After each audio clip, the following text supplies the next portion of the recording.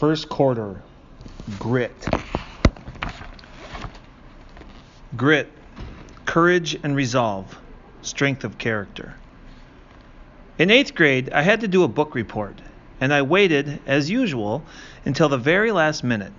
My house was pretty much a library, so I grabbed the first slim volume I saw off the shelf in our family room. It was a book about Wilma Rudolph, an Olympic track champion. It took me about an hour to read the whole book. Her story was remarkable. What I found out about her life changed mine.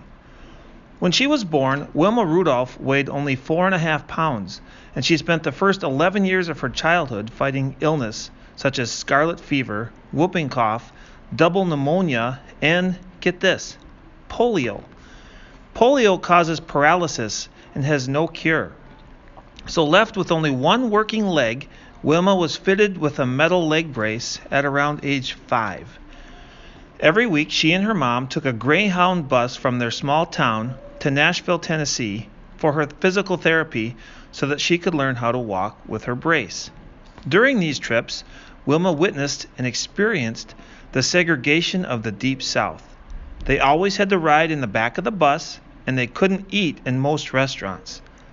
Witnessing racial divides and experiencing her own disability gave Wilma grit and determination that would help her overcome some pretty huge challenges.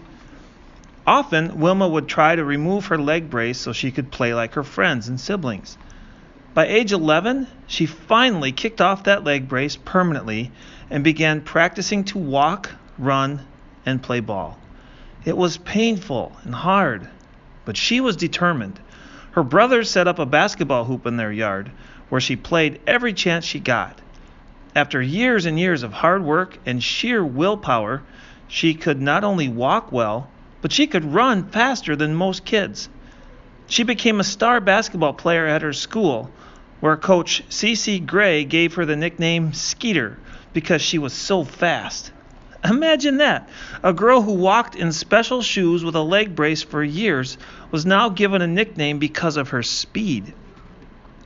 Wilma became an all-state basketball player, setting the state record of 49 points in a single game. She was gifted. So gifted that word soon reached Ed Temple, track coach at Tennessee State University, who recruited her to start training with his team. Surprisingly, she qualified for the 1956 Olympic Games in Melbourne, Australia, where she became the youngest member of the U.S. track team at just 16 years old. She flew home with a bronze medal. After high school, Wilma went to Tennessee State, where she studied education and trained for the next Olympic Games. Within 4 years, she was back at the Olympics, this time in Rome, Italy, where she set world records in the 100-meter dash, 200-meter dash, and the 100-meter relay. The Olympics were a huge success and a game changer for Wilma, as she became the first African-American woman to win 3 gold medals in a single Olympics. She was soon known as the world's fastest woman. She was later inducted into the U.S. Olympic Hall of Fame and founded the Wilma Rudolph Foundation to help inspire and encourage amateur athletics. Not bad for a girl whose doctor said she would always have trouble walking. When I presented my book report to the class, I ended by saying that we all face challenges and defeats in our life. But if you are self-determined and committed to putting in the work, you can bounce back like Wilma Rudolph did.